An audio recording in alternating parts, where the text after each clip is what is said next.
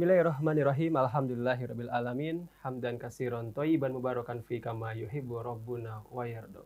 Asyhadu an la ilaha illallah wahdahu la syarikalah wa asyhadu anna Muhammadan abduhu wa rasuluh.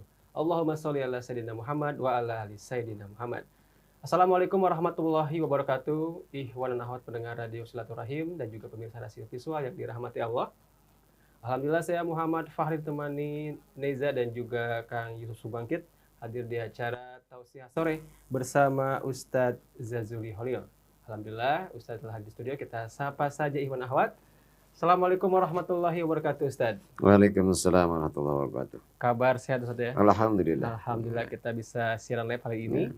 Dan tema yang akan diketengahkan adalah mengenai hasud ya. Dan yang ingin bergabung nanti Anda bisa pergunakan layanan WhatsApp kami di 08111999720 ataupun telepon kami di 021-845-1512. Silakan Ustaz. Assalamualaikum warahmatullahi wabarakatuh. Fadil hadri sidina wa habibina Rasulillah Muhammad ibn Abdillah sallallahu alaihi wasallam wa ala alihi wa ashabihi wa azwajihi wa dzurriyyati wa ahli baitihi wa li ikhwanihi minal anbiya wal mursalin fa'ir rasyidin wa sahabati wat tabi'in wa immatil arba'atil mujahidin wa muqallidihim wal awliya wa syuhada sholihin wa sufiyatil muhaqqiqin wal ulama'il amilin wa syaikhin fiddin wa ila arwahi abaina wa ummahatina wa amwati hadil baldahinil muslimin wal muslimat wa ala niyyati anna Allah yunawiru qulubana wa yashrah sudurana wa yuthabitu aqdamana wa yaghfir lana dunubana wa yamhu an khotoyana wa yasturu uyubana wa yaqdi hajatina wa yarfa'u darajatina wa yuballighuna maqasidana wa yashfi mardona wa yarham mautana wa yaruddu ghaibana wa yaqdi duyunana wa yufarriju humumana wa yafuqu usrona wa yahdina subulas salam wa yuwaffiquna lima yuhibbu wa yarda wa yarzuquna rizqan halalan thayyiban wasi'an mubarakan fih wa yaj'aluna wa dzurriyyatana minal ladzina ya'lamun wa ya'malun ma'anil kitab wa sunnah wa yakhtimu lana wa lakum bil husna wa ila hadratin nabi Muhammadin sallallahu alaihi wasallam. Al-Fatihah. A'udzu billahi minasyaitonir rajim. Bismillahirrahmanirrahim. Alhamdulillahi rabbil alamin arrahmanir rahim maliki yaumiddin. Iyyaka na'budu wa iyyaka nasta'in ihdinas siratal mustaqim. Siratal ladzina an'amta 'alaihim ghairil maghdubi 'alaihim waladdallin. Amin. Bismillahirrahmanirrahim. Alhamdulillahirabbil alamin wassalatu wassalamu ala asyrafil mursalin sayyidina wa maulana Muhammadin wa ala alihi wa sahbihi ajmain amma ba'd. Fa inna asdaqal hadis kitabullah ta'ala wa khairul hadi hadi Muhammadin sallallahu alaihi wasallam wa syarrul umur muhdatsatuha wa kullu muhdatsatin bid'ah wa kullu bid'atin dolalah wa kullu dolalatin finnar. Para pendengar radio Silaturahim yang dirahmati Allah, alhamdulillah pada petang ini kembali kita panjatkan puji serta syukur kehadirat Allah Subhanahu wa taala yang senantiasa melimpah curahkan nikmat karunia-Nya kepada kita, terutama nikmat iman dan Islam, nikmat sehat wal afiat, nikmat panjang usia dalam taat. Taat termasuk nikmat dipertemukannya kita sore ini dalam rangka menjalankan salah satu perintahnya yang diwajibkan atas kita semua, yaitu menuntut ilmu, yang insya Allah pada petang ini kita akan bahas tentang damul hasad. Tercelanya sifat hasad atau hasud. Ya. Mudah-mudahan apa yang nanti akan kita kaji ini Allah jadikan sebagai ilmu yang bermanfaat bagi kita fid dunya wal akhirah. Salawat dan salam semoga selalu tercurah atas junjungan kita Nabi Muhammad SAW beserta keluarganya, para sahabatnya, para pengikut dan pengamal sunnahnya. Para pendengar radio Silaturahim, rahimakumullah, pada pertemuan yang lalu kita sudah bahas tentang damul ghadab, ya, tentang marah. Dan ini kaitannya ada Karena salah satu di antara penyebab terjadinya sifat hasud itu adalah ghadab, marah. Ya, dengan sebab marah orang kemudian salah satunya adalah hasud. Salah satunya. Sekali lagi. Rasulullah Shallallahu Alaihi Wasallam al-hasad yakulul hasanat kama takulun narul hatab. Sifat hasad itu atau hasud itu dapat menghancurkan kebaikan, kata Nabi. Sebagaimana api itu meluluh lantakan, ya, menghabiskan kayu bakar. Di sini hasanat disamakannya dengan hatab, kayu, ya. Sementara api disamakannya dengan sifat hasad atau hasud. Jadi begitulah hasud itu. Dan di dalam Al-Quran Allah memerintahkan kepada kita untuk berlindung dari sifat ini. Ya, dari sifat hasad ini setelah perintah mohon perlindungan dari tukang sihir. Wa min syarrin naffatsati fil 'uqad wa min syarri hasidin idza hasad. Itu menunjukkan bahwa hasad ini luar biasa sekali. Hasud itu luar biasa. Ya, mengerikan, buruk sekali dalam Islam. Rasulullah Shallallahu Alaihi Wasallam dalam melarang ya hasud ini dan juga sebab-sebab dan buah-buahnya. Dengan sabdanya la tahasadu, jangan saling hasud katanya kamu. Wala taqata'u, dan jangan saling memutuskan. Memutuskan silaturahim, memutuskan persaudaraan. Kalau kita bertemu dengan seseorang, tidak harus kita jadikan orang itu sebagai saudara atau sahabat, tidak. Sebagaimana kita juga kalau bertemu dengan seorang wanita, tidak harus kita jadikan istri. Ya, tapi kalau sudah kita jadikan sebagai saudara, sebagai sahabat, jangan diputuskan. Nah, begitu juga kalau sudah dijadikan istri, gitu ya. Wala tabaghadu, jangan saling benci. Nah, ini sekarang ini penyakit yang mewabah sebenarnya. Tapi nggak mendapatkan perhatian yang serius. Orang lebih takut dengan penyakit corona, ya.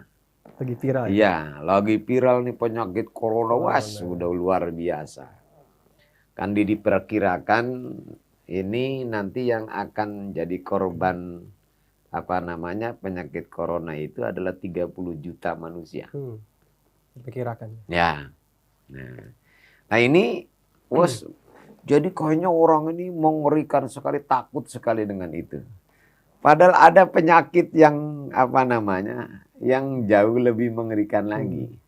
Yaitu apa? Ini yang kata Nabi nih, la tahasadu, jangan saling hasud. Kayaknya itu bukan penyakit. Ya, kayaknya itu bukan penyakit. Kata Nabi, jangan saling memutuskan persaudaraan. Jangan saling membenci. Jangan saling membelakangi. Dan ini sekarang ini lagi terjadi di kita.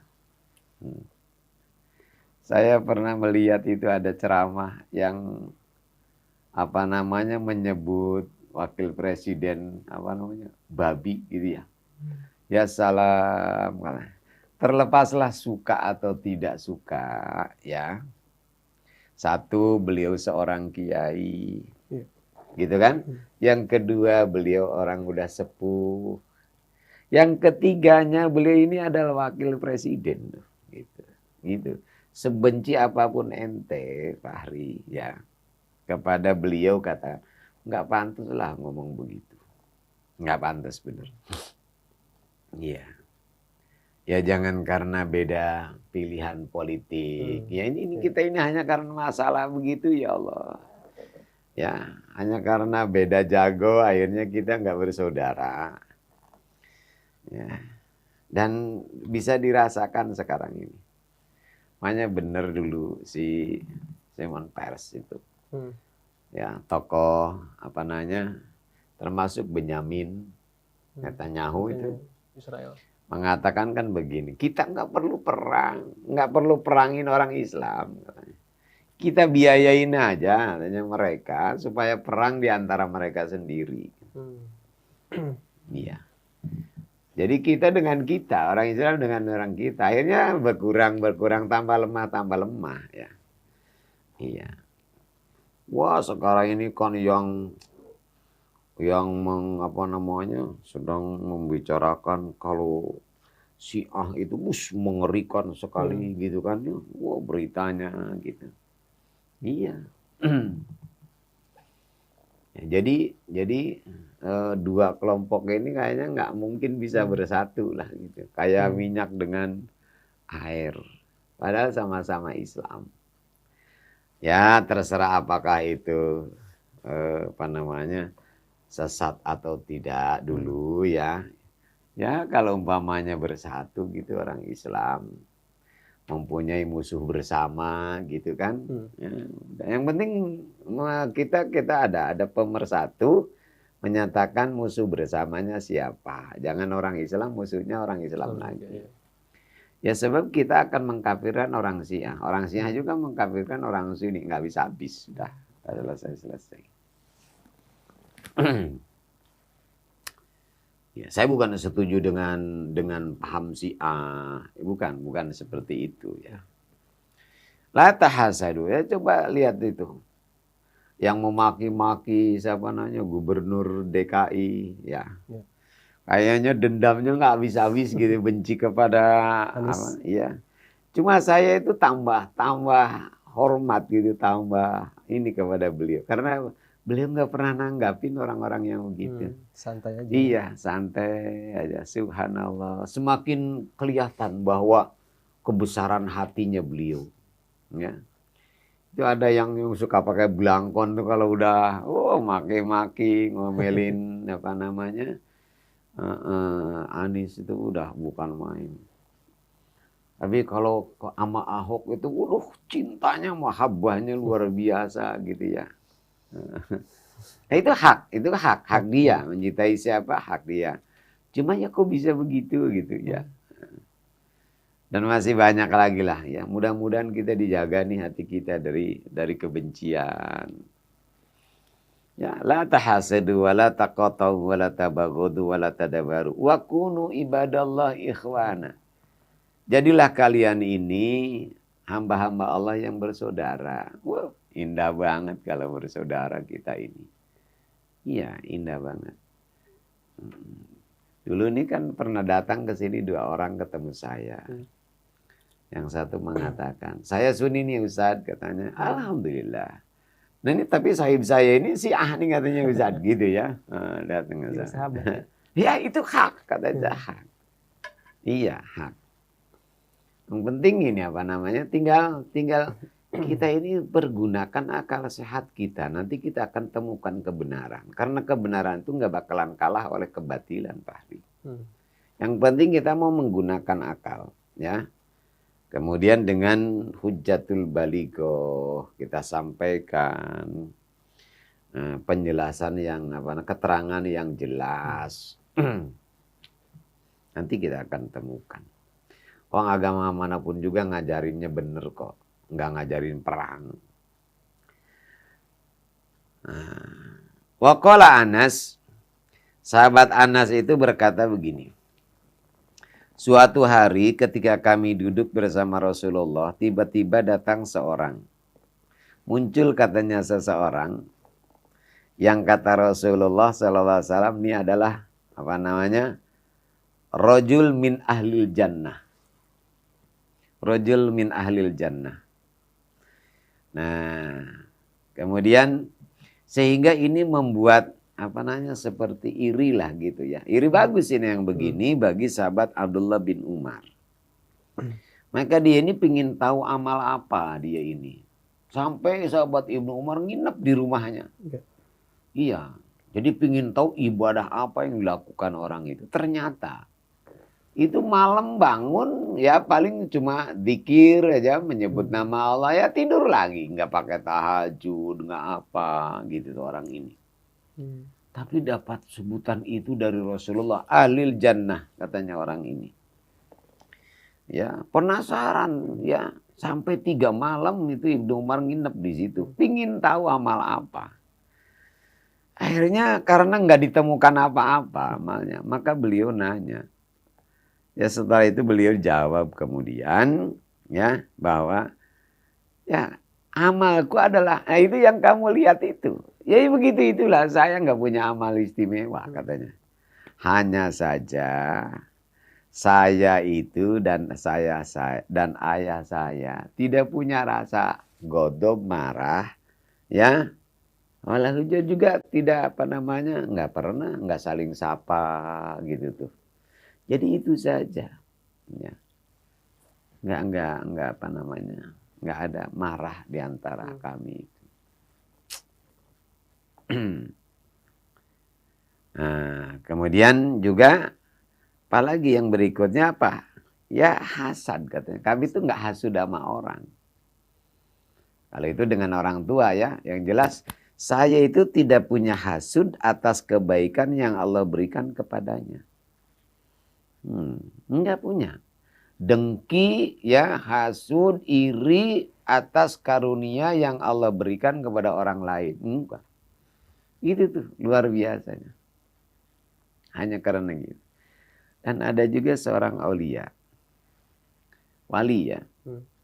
Jadi dia ini mengadu, ya Allah saya ini gak pernah sholat malam. Gak pernah sholat malam. Kata begini.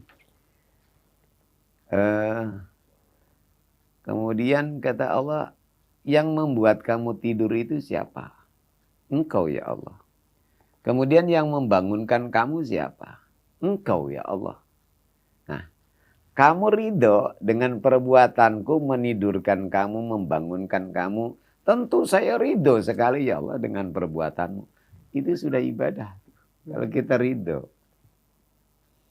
Ridho dengan perbuatan Allah kepada kita. Apapun.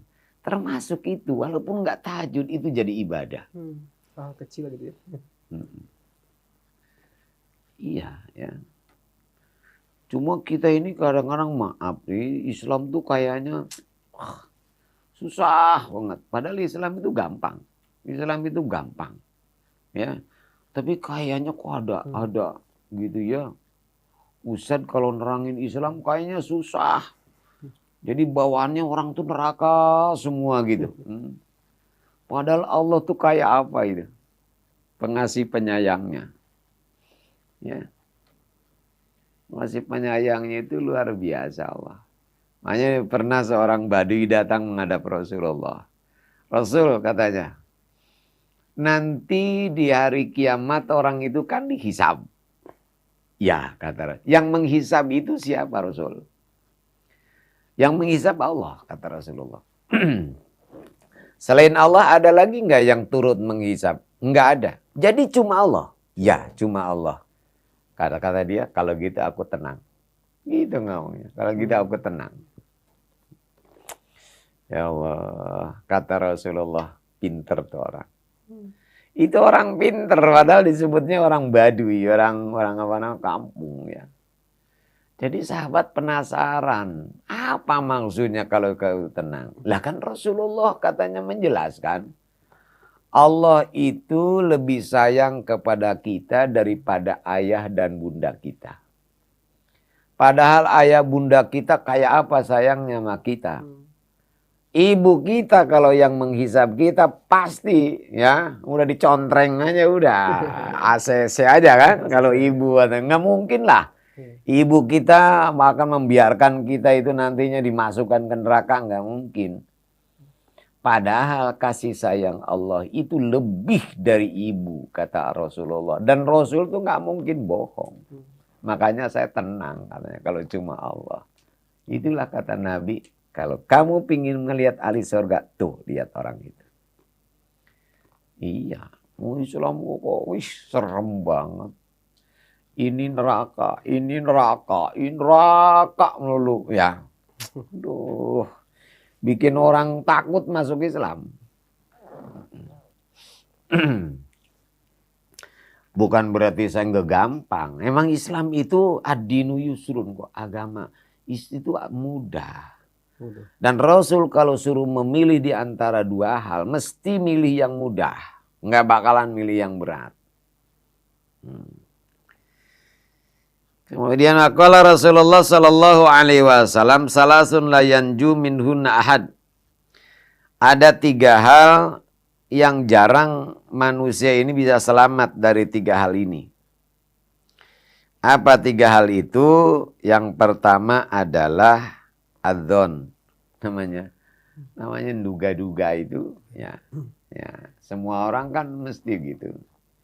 Duga-duga. Watiroh. Orang Arab dulu kalau mau pergian. Tiroh itu orang kalau mau pergian dulu melemparkan burung. Kalau burungnya terbang ke sebelah kanan, dia jalan. Tapi kalau pergi ke terbangnya sebelah kiri, nggak jadi pergi karena sial nih, gitu tuh. Jadi percaya dengan terbangnya burung. Hanya dengan ramalan-ramalan. Ya sekarang ada yang namanya Virgo, ya Libra, yang itu, ya. Dilihat asmara, walah, yang begitu kok, ya. Makanya yang paling dikhawatirkan oleh Rasul itu kalau manusia lebih percaya kepada nujum daripada kepada qadarnya Allah Subhanahu wa taala. Nah, yang ketiga kata Rasul adalah al-hasad. Iya. Lalu kata Nabi, aku akan berikan kepada kamu jalan keluar dari 3 hal ini. Maka idza dzananta fala tahaqqaq, kalau kamu menduga-duga, jangan kamu selidiki. Ya selidiki udah, ya. Nanti kamu nggak menduga-duga lagi. Kemudian wa idza tatayyarta fa'amdi, kalau kamu banyak menerbangkan tadi itu burung, mau kemana kayak terbangnya burung? Jalan aja, kata Rasulullah. Orang sial untung itu bukan karena terbangnya burung. Sekarang ini kan orangnya pinter. Orangnya pinter tapi masih yang tahayul begitu. Dulu orang paling nggak percaya banget tuh yang namanya batu, keris, syirik dan sebagainya. Nah, sekarang ini kan sama, sekarang juga ada, cuma modern masalahnya kalau sekarang ya. Bukan pakai batu, bukan ke keris, ya. Ya apa ya, kendaraan dan sebagainya. Padahal kan kita semua kalau ada akidah sih, ya Allah semuanya. Gitu. Jadi hasud itu sangat berbahaya sekali. Rasul bersabda, kadal fakru ayyakuna kufron wa kadal hasad ayyaglibal qadaro. Jadi kefakiran itu mendekati kekufuran dan hasad atau hasud itu bisa mengalahkan ini. Mengalahkan apa? Qadar. Iya. Nah, hasud mengalahkan qadar. Orang dengkinya kepada kita nanti akan begini. Jadi kita terjadi begini itu karena hasudnya orang.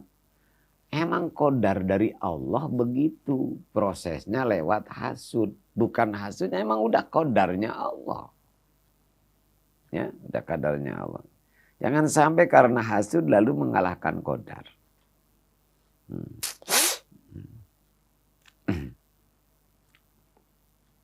Nabiullah Zakaria alaihi salatu wasallam bersabda, qala Allah Ta'ala al-hasid aduun li nikmati. Orang yang hasud, yang iri itu adalah musuh bagi nikmatku. Mutasakhid li qodoi, dia membenci kodokku. Ghairu radin bi kismati, enggak ridho dengan bagianku. Itu orang yang hasud. Ya. Jadi enggak ridho katanya.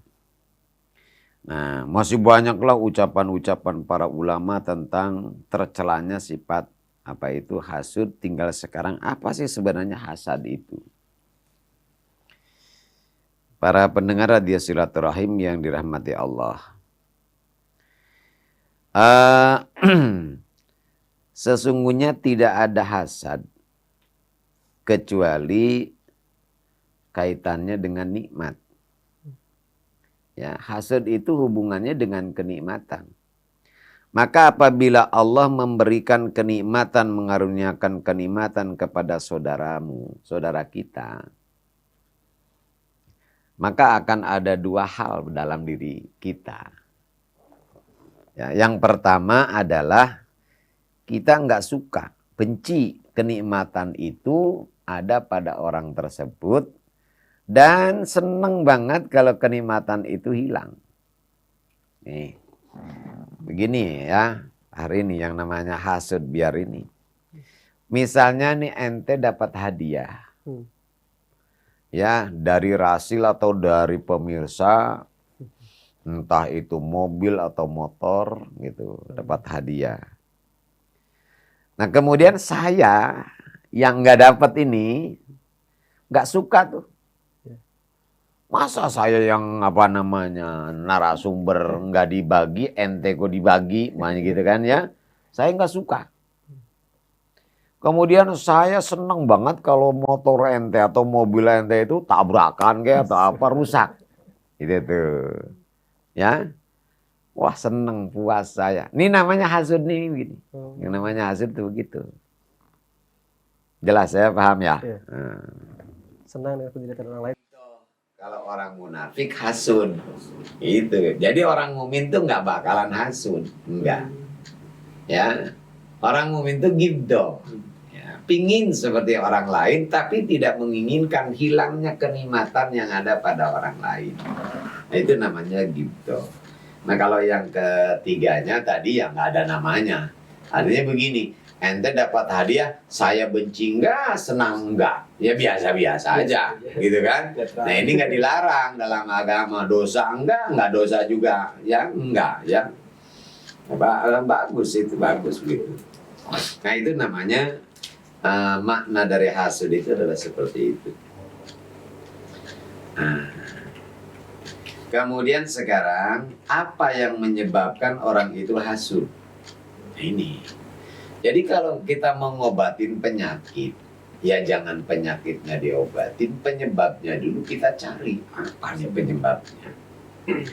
Penyebab hasud itu satu adalah adawah. Iya, adawah. Permusuhan, kebencian, ya. Ini apa penyebabnya? So kalau yang namanya apa? Kalau orang yang musuhan, ya, nah ini ya suka dengki, ya, kalau ada yang dimusuhinnya, itu hasil. Yang keduanya merasa dirinya mulia, merasa lebih alim, gitu ya. Yang ketiganya penyebabnya kibir, ya, penyebabnya kibir. Nah, ini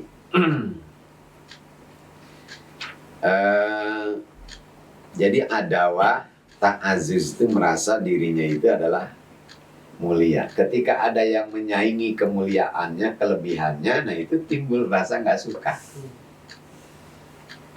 Ya. Saya sebagai orang alim, tiba-tiba ada orang, sehingga orang-orang menghormati saya, memuliakan saya. Ada orang yang tampil ternyata lebih, nah itu bisa menyebabkan saya ini punya penyakit hasud, nggak suka kepada orang alim itu. Bukan berarti kalau orang mulia itu pasti punya sifat hasud, bukan. Ini salah satu penyebabnya. Orang kaya, ya. Ini kenapa nih? Masalahnya karena akan ada persaingan. Nah, inilah saya pernah ditanya oleh jamaah waktu itu, saya lagi habis taklim, Pak Ustadz katanya, kenapa istrinya satu? Umumnya para asatid itu kan istrinya lebih dari satu. Kata saya itu nggak benar tuh. Fitnah itu, ya, Ustadzku biasanya istrinya lebih dari satu. Ya. Nah, ya udah katanya. Lalu sekarang kenapa tuh Pak Ustadz? Lalu kata saya begini, ya karena nggak ada yang mau aja sama saya. Kalau ada yang mau sama saya sih barangkali katanya gitu ya.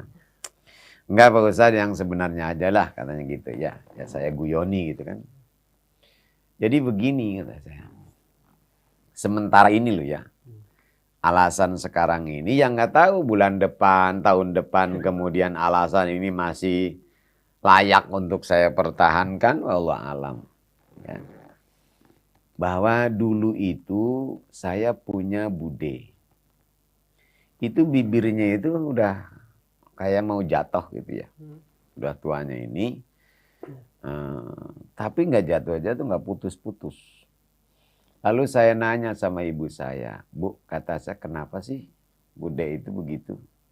Lah begitulah katanya orang kalau pasang susuk. Itu, iya di bibirnya. Loh, emangnya kenapa pakai pasang susuk? Karena katanya bude itu di madu. Orang kalau di madu katanya nak, yang tua pinginnya suaminya bersama yang tua, yang muda pinginnya yang si suaminya terus sama yang muda. Nah, terjadilah persaingan, gitu ya, persaingan ini. Nah, supaya betahnya di yang muda kan usaha. Nah, ini salah satunya adalah itu. Oh, itu. Jadi artinya di sini ada persaingan. Persaingan itu menjadi penyebab tumbuhnya hasud. Ya, maka kalau biasanya dokter hasudnya sama dokter. Kiai hasudnya sama kiai, ustadz hasudnya ya, amil hasudnya sama amil lagi, pedagang hasudnya pedagang lagi. Iya, karena apa? Jadi persaingan, nggak mungkin ustadz hasudnya sama sama pedagang. Iya, ini karena profesi sama. Nah, pendeta juga begitu sama ya.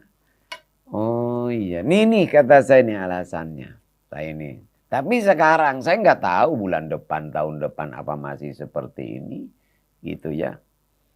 Istri saya itu orangnya nggak pernah hasud, kata saya, nggak pernah dengki. Gitu saya jelaskan, nggak pernah hasudnya, nggak pernah dengki. Nah, kalau umpamanya saya nikah lagi, gitu ya, boleh jadi kata saya istri saya jadi dengki, jadi hasud, bisa jadi. Nah, timbul kemudian pertanyaan, kenapa sekarang istri menjadi hasud? Oh, karena ada penyebabnya. Apa penyebabnya? Penyebabnya adalah saya kawin lagi. Saya nggak mau jadi saya hasud. Gitu. Itu begitu. Alasan saya.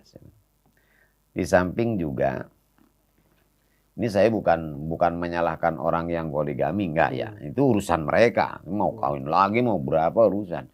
Bahkan kalau dalam agama, ya, saya akui bahwa itu baik. Iya.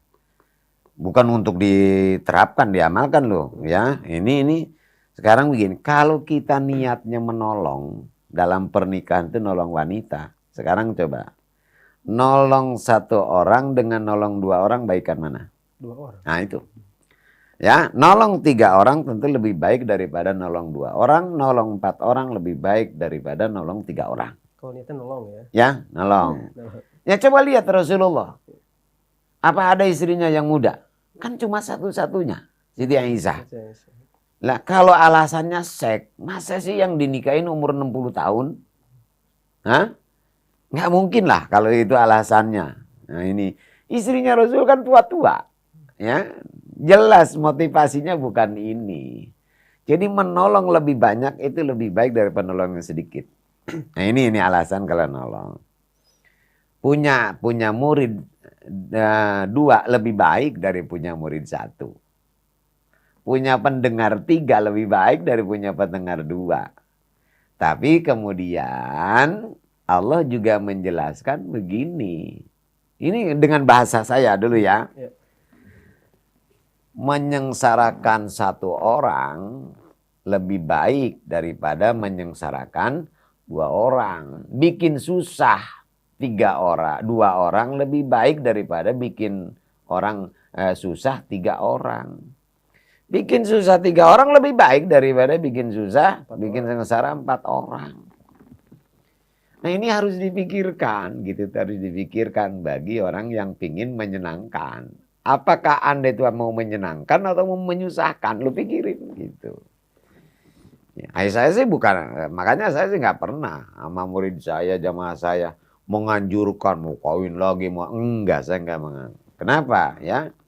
Karena di situ ada sengsara dan senang. Nantinya bahkan bikin senang apa bikin sengsara. Kalau bikin sengsara, saya akan terbawa-bawa karena saya menganjurkannya. Maka itu urusan mereka. Ya, gitu ya, Pak Ria. Ya makanya ente juga kalau umpamanya mau nikah lagi, pikirin baik-baik. Ente tuh mau menyusahkan 2 orang apa lebih baik menyusahkan 1 orang saja? Gitu, pikirin. Iya, makanya tadi saya katakan ini bukan untuk diamalkan. Ya coba gunakanlah pikiran kita. Jangan lantas ini menentang hukum Allah. Lo kok menentang hukum Allah? Ya. Itu tuh penyebabnya. Lalu kibir lah ya. Nah, itu penyebabnya. Yang berikutnya lagi apa? Ta'ajub. Ma antum illa basyarum misluna. Kata mereka orang kafir, kamu itu siapa? Kamu itu kan sama dengan kami. Kalaupun harus jadi rasul, ya, mestinya kami karena kami lebih kaya, kami lebih ini itu. Ini takjub kan, ujub gitu. Iya. Gitu. Itu adalah penyebab, antara lain penyebab orang apa namanya kejangkitan penyakit hasud. Lalu apa? Hubur riasa, senang jadi pemimpin, itu ya, senang jadi pemimpin, itu bisa jadi hasud. Ya, ya contohlah ketika orang kampanye, bikin supaya dipilih kita gitu kan, supaya kita nanti jadi pilih, ya dia diungkapkan kan kejelekan orang, gitu tuh. Nah, gitu. Nah ini mengenai sifat hasud. Mudah-mudahan Allah jagalah diri kita dari penyakit semacam itu. Barangkali ini sore ini yang bisa saya sampaikan, ya mudah-mudahan ada manfaatnya. Dan kalau ada pertanyaan monggo silahkan langsung aja deh, nggak usah apa namanya. Langsung saja ada beberapa yang sudah masuk di 081119999720. Karena juga yang bergabung di sore hari ini di acara Tausiah Sore bersama Ustaz Jazuli Holil mengenai damul hasad atau tercelanya sifat hasad atau hasad juga sama saja. Sama saja. Dan juga sudah ada yang masuk. Ini saya bacakan yang pertama. Assalamualaikum warahmatullahi wabarakatuh. Waalaikumsalam warahmatullahi wabarakatuh. Pak Ustadz, kalau apa nih? Tidak menyatakan nama ya. Kalau membicarakan kejelekan teman atau tetangga, apakah itu termasuk hasad atau hasud juga, Ustadz? Baik. Bismillahirrahmanirrahim. Menceritakan kejelekan orang lain itu namanya gibah. Ya.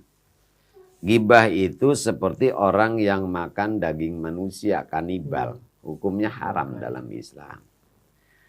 Nah, tapi enggak semua menceritakan kejelekan orang itu terlarang dalam agama, ya. Ada 6 hal di mana kita ini menceritakan kejelekan orang lain, tapi itu tidak dilarang dalam agama, boleh.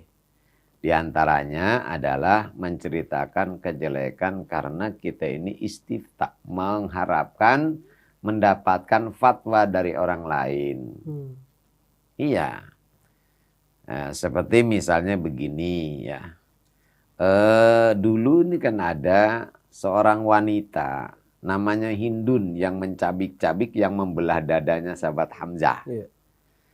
Iya, ketika dia masuk Islam di baiat, salah satu butir isi dari baiat itu adalah hendaknya para wanita-wanita muslimah tidak mencuri. Artinya tidak boleh mencuri. Nah rupanya suaminya beliau ini orangnya bakhil. Lalu dia mengatakan, Rasulullah, suami saya Abu Sufyan itu orangnya bakhil. Gitu kan.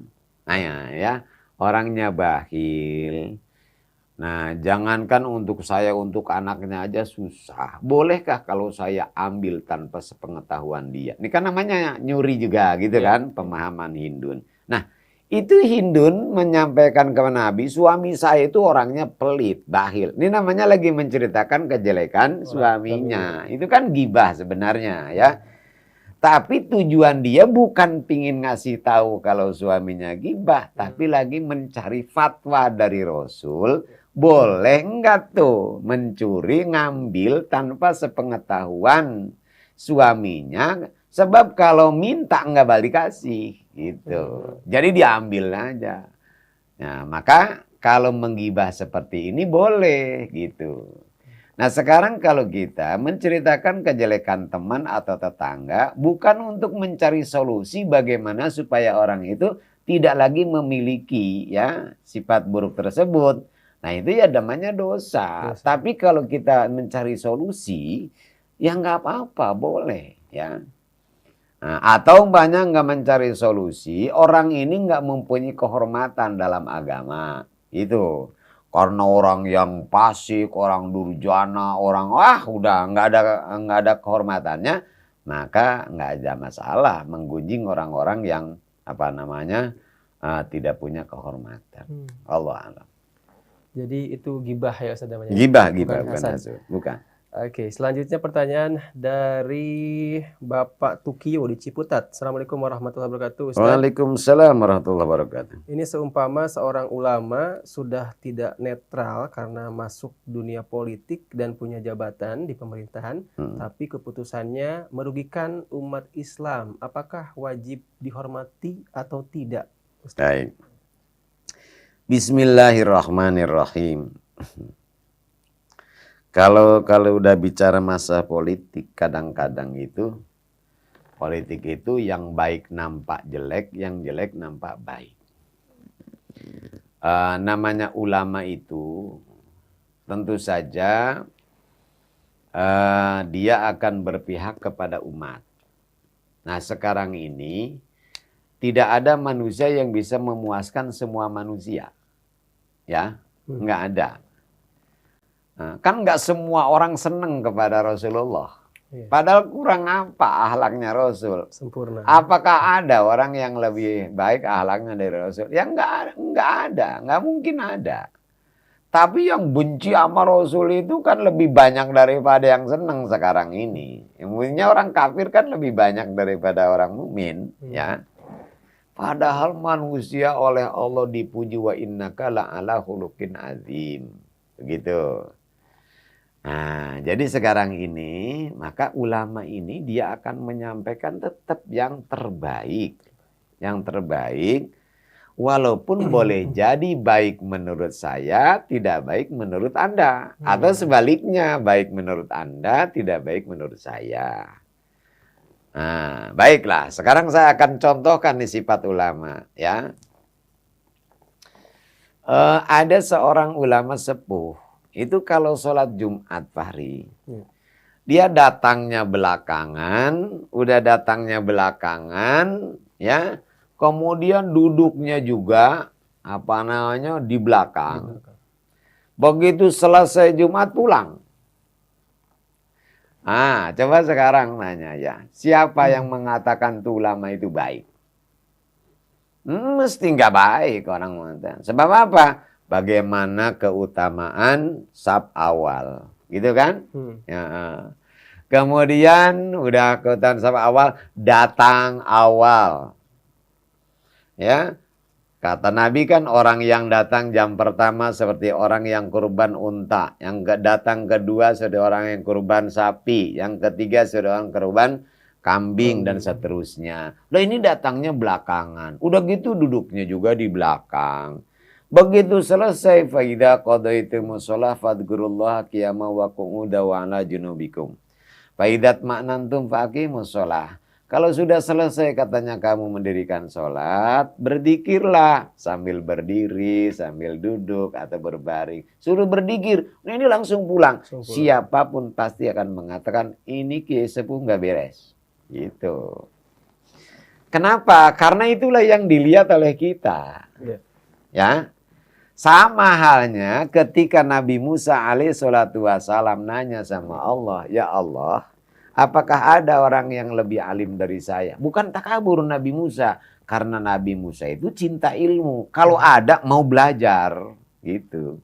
Ada kata Allah itu, ya, fisahilil bahri, di pinggir laut di sana, yaitu Nabi Khidir, gitu. Langsung begitu ketemu minta supaya diajari ilmu.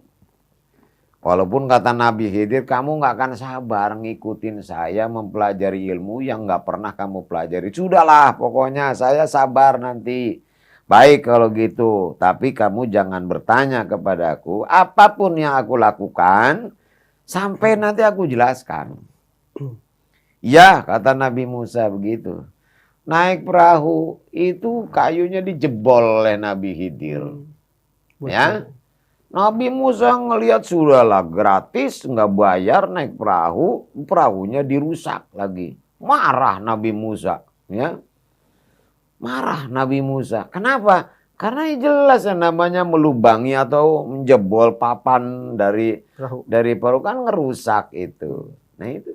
Jadi itu salah perbuatan itu kata Nabi Musa. Karena Nabi Musa ahli syariah. Melihat yang nampak. Gitu. Nah, kisah ini cobalah ya begitu ya Pak ya. Nah sekarang kenapa sekarang. Satu dulu si ulama sepuh ini. Itu yang khutbah adalah kiai muda. Itu santrinya. Di kalangan pesantren yang namanya santri untuk ceramah. Di depan kiai sepuhnya, mendingan digebugin daripada mau ceramah. Akhlaknya orang santri NU begitu. Ya lain kalau di sini Jakarta bocah aja berani ceramah di depan syekh besar, gurunya ada, ya udah nggak ada malu-malu gitu tuh. Jadi lain adabnya. Lah sekarang kalau kiai sepuh itu duduknya di depan, datangnya duluan. Itu si khotib yang sudah dijadwalkan nggak bakalan mau khutbah. Kalaupun khutbah dia udah pasti grogi nanti ada apa namanya kiai sepuhnya. Lah ini bisa merusak Jumatan kalau beliau datang duluan, juga beliau duduknya di depan. Ini merusak nantinya.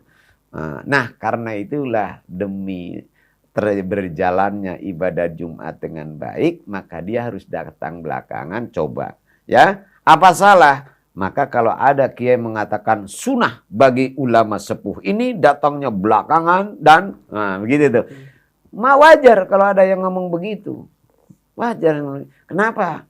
Jadi bukan melihat lahiriahnya dalil ini ya, tapi adalah substansi dari agamanya apa. Gitu tuh. Ini ya hebatnya. Nah, begitu juga Nabi Allah Musa alaihissalatu wassalam. Setelah dijelaskan oleh Nabi Khidir Musa, tuh di tempat kita itu tadi berhenti, di sana ada raja ya'khudhu kulla safinatin ghasba. Yang dia itu akan merampas perahu siapa saja. Kalau perahu itu bagus dirampas sama tuan tanah, sama raja. Sedangkan ini perahu milik anak-anak yatim. Ini perahu satu-satunya sebagai buat usahanya orang ini mengasih makan adik-adiknya yang yatim. Nah, kalau saya jebol, saya rusak perahunya dilubangin, ya kan tinggal nambal aja, ya nambal aja aman. Tapi kalau tidak saya lubangin, maka diambil, hilanglah tuh perahu. Sekarang saya nanya kepada kamu, apa hukumnya ngerusak perahu itu? Jawab Nabi Musa, wajib. Wajib tuh akhirnya yang tadinya itu salah. Fleksibel ya. Nah inilah namanya kiai itu kadang-kadang begitu. Saya nggak tahu ya. Nah ini penanya ini kan nggak menjelaskan kiai siapa ya. Gitu. Yang jelas sekarang coba kita pelajari dulu, kita pahami dulu ya tentang apa yang disampaikan atau yang disampaikan oleh kiai itu. Apakah benar-benar merugikan umat Islam secara keseluruhan atau sekelompok kecil umat Islam?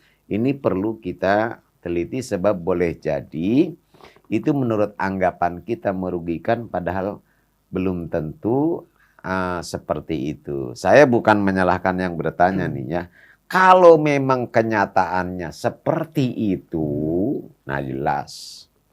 Udah jelas nggak perlu Bapak tanya juga Bapak tahu jawabannya. Ya, cuma saya hanya mengingatkan supaya kita berhati-hati gitu saja.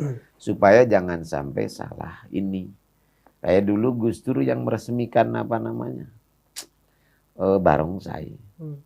Karena ada barter, karena di sana ada, kalau tanah itu tukar guling gitu ya. Banyak orang-orang Islam di Cina yang nggak boleh melaksanakan ibadah haji. Dengan sebab beliau meresmikan, membolehkan itu barongsai di sini, orang Islam yang di Cina boleh melaksanakan ibadah haji itu.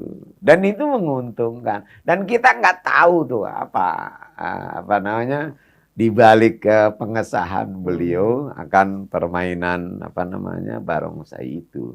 Jadi yang beliau ini sedang menolong kaum muslimin yang ada di sana, seolah-olah baik saya bantu barongsai di Indonesia berjalan, tapi orang Islam yang di sana izinkan melaksanakan ibadah haji.